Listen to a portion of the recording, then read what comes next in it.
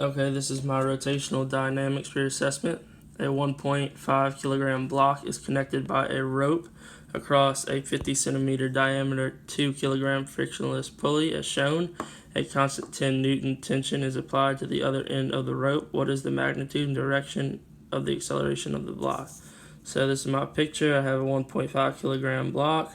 This is my pulley. My radius is 0.25 meters. Mass of the pulley is 2 kilograms. I have 10 newtons pulling down on this side, and then I have 1.5 kilograms of the is the mass of the block. So this is my two free body diagrams. I had on the block, I had the force of tension pulling up, force of gravity pulling down. On this side of the pulley, I have tension. This side I have 10 newtons, and the inertia of the disc equals 1/2 mass of the pulley r squared. And I use Newton's second law for the block. For the sum of the forces in the y equals mass of the block times acceleration y.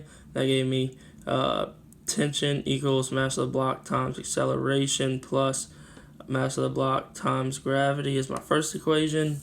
Then I got sum of the torque equals inertia times alpha, and that gave me the radius times tension minus r, 10 newtons equals 1/2 mass of the pulley times radius squared times alpha, and then I know that a equals negative alpha times the radius. So then I'm combining the three equations, and I have r times mass of the block times acceleration plus mass of the block times gravity minus r 10 newton times 10 newtons equals 1/2 mass of the pulley radius squared times negative acceleration divided by the radius, and then I divided by r, and that gave me this equation, and then I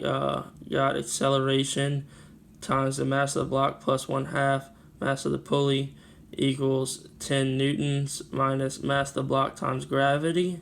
I solved for acceleration, and that gave me this equation, and then I plugged in my information, and that's 10 newtons minus 1.5 kilograms times 9.8 meters per second squared, and divide that by 1.5 kilograms plus 1/2 times 2 kilograms. That gave me negative 1.88 meters per second squared. So actually the block is falling, and if you look back at the free body diagram, I know this is true because 1.5 kilograms is just a little less than 15 newtons, and on this side is 10 newtons, so obviously it would be pulling this way. So that is my rotational dynamics reassessment.